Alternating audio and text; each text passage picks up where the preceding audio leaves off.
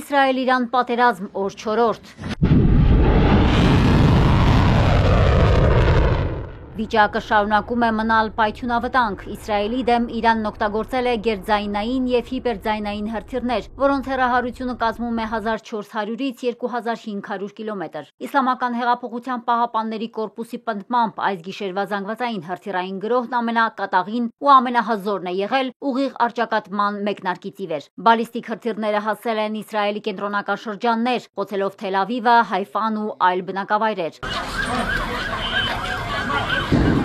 Կան բազմաթիվ ավերածություններ։ Իսրայելական կողմը հաղորդում է փոքրաթիվ զոհերի ու վիրավորների մասին։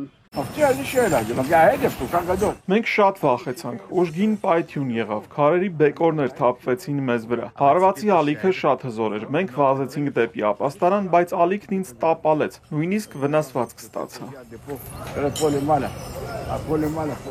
Փլատակներում դեռևս մարդիկ կան, որոնողափրկարական աշխատանքները շարունակվում են 24 ժամ։ Տեղական բիզնեսները նույնպես շատ տուժել են, պայթյունները շատ հզոր էին, ոչ ոք նման բան չէր սպասում։ Իրանական գրոհներից Թել Ավիվում վնասվել է Միացյալ Նահանգների դեսպանատունը, դիվանագիտական անձնակազմը չի տուժել, առաքելության շենքը փակվել է։ Միաժամանակ Իսրայելի վարչապետը հայտնել է, որ կարողացել է խույս տալ իր տան ուղղությամբ արձակված իրանական հրթիռից։ Բիբին դիմել է ժողովրդին իսրայելցիներին պատրաստելով դժվար ժամանակների։ Մեզ սպասվում են դժվար օրեր, սակայն լինելու են նաև հիանալի ժամանակներ։ Մենք մեր երկրի ու ժողովրդի գոյությունը վտանգող ամենամեծ սպառնալիքի վերացման ճանապարհին ենք։ Դա Իրանից եկող միջուկային սպառնալիքն ու բալիստիկ հրթիռներն են։ Այս սպառնալիքների վերացման վրա աշխատում ենք, սակայն առանց իսրայելցիների աջակցության չենք կարող հասնել մեր նպատակին։ Մարտադաշտի են վերածվել նաև Իրանի բնակավայրերը։ Իսրայելական կործանիչները շարունակում են թիրախավորել Իրանի ռազմական ու միջուկային օբյեկտները։ Թելեգրամ ալիքները հայտնում են, որ այս անգամ թիրախավորվել է իրանական Կում քաղաքում գտնվող Ֆորդո միջուկային օբյեկտը, որի հետևանքով 2.5 մագնիտուդ հզորությամբ երկրաշարժ է գրանցվել։ Գրոհի մասին տեղեկությունը կողմերը պաշտոնապես չեն հաստատել, թեպետ Իսրայելը պնդում է, որ թիրախավորում է Իրանի միջուկային օբյեկտները և սպառազինությունը, այնուամենայնիվ ավերվում են նաև բնակավայրերն ու քաղաքացիական ենթակառուցվածքները։ Գրանցվել են բազմաթիվ ավերածություններ։ Ականատեսները Թելեգրամում տեսանյութեր են հրապարակում պնդելով, որ որոշ դեպքերում Իսրայելի անօդաչուները Իրան են թռչում Ադրբեջանից։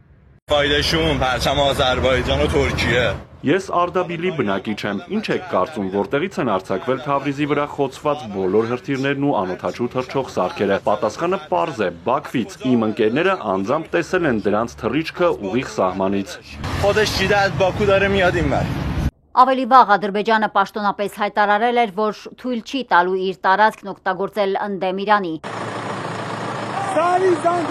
Ակտիվ է աշխատում նաև Իրանի հակահետախուզությունը։ Հայտնի է դարձել մի քանի դեպք, երբ Իրանն իր տարածքում ձերբակալել է Մոսադի գործակալների, որոնք մահապատժի են ենթարկվել կախաղանի միջոցով։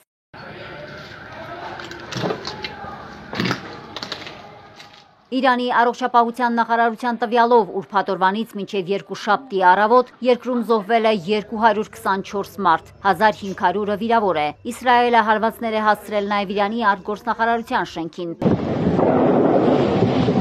Կան տուժածներ, այդ թվում դիվանագետներ։ Միաժամանակ մարդկանց շրջանում խուճապ է սկսվել, քաղաքացիները զանգվածաբար հեռանում են Թեհրանից։ Ավելի ուշ Իսրայելի պաշտպանության բանակը հայտարարել էր, որ հարվածներ են հասցրել նաև Իսլամական հեղափոխության պահապանների կորպուսի հրամանատարական կենտրոններին։ Չնայած հրեական պետության գրոհներին, Իրանի զինված ուժերը վստահեցնում են, որ միանգամայն պատրաստ են ծանր ու ջախջախիչ հարված հասցնել թշնամուն։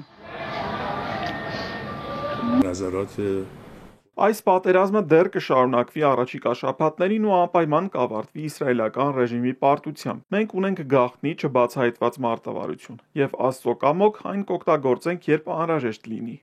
Իրանն Իսրայելի ագրեսիան որակել է որպես միջազգային իրավունքի ակնհայտ եւ աննախադեպ խախտում։ Իսրայելական ռեժիմը անդադար ոտնահարել է միջազգային օրենքի բոլոր կարմիր գծերը, ոչ միայն Գազայում, այլև այս պահին ստեղծված իրավիճակում։ Իսրայելի ագրեսիան ԱՄՆ-ի հետ միջուկային բանակցությունների դիվանագիտական ջանքերը ձախողելու միտումնավոր փորձ է։ Իսրայելը փորձում է հակամարտությունը տեղափոխել Պարսից ծոց։ Իրանի արտգործնախարարը միջազգային հանրությանը կոչ է անում դատապարտել իսրայելական ագրեսիան։ Թեհրանը համոզված է, որ Վաշինգտոնն անվերապահ աջակցում է Թել Ավիվին։ Ռեժիմ Իսրայել ve Cumhuriyet İslam İran Իսրայելական ռեժիմի ագրեսիան ընդդեմ Իրանի Իսլամական Հանրապետության երբեք չէր կարող տեղի ունենալ առանց Միացյալ Նահանգների համաձայնության ու աջակցության։ Ունենք տարածաշրջանի ռազմաբազաներում տեղակայված ամերիկյան ուժերի աջակցության վերաբերյալ ամփոփիչ տվյալներ։ Նրանք աջակցում են իսրայելական ուժերին։ Մենք շարունակում ենք մանրակրկիտ մշտադիտարկումը։ Թեհրանը Վաշինգտոնին մեղադրում է Իսրայելին աջակցելու համար, իսկ Միացյալ Նահանգներից լավատեսական հայտարարություններ են հնչում։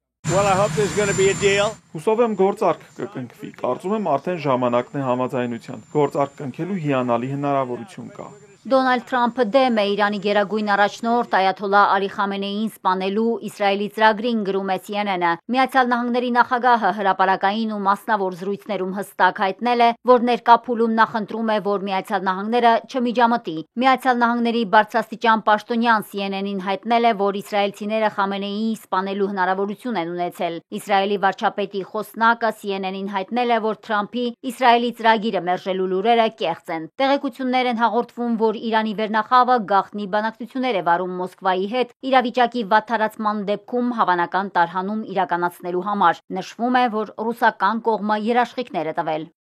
Մարիկ Օստանյան, Էպիկենտրոն։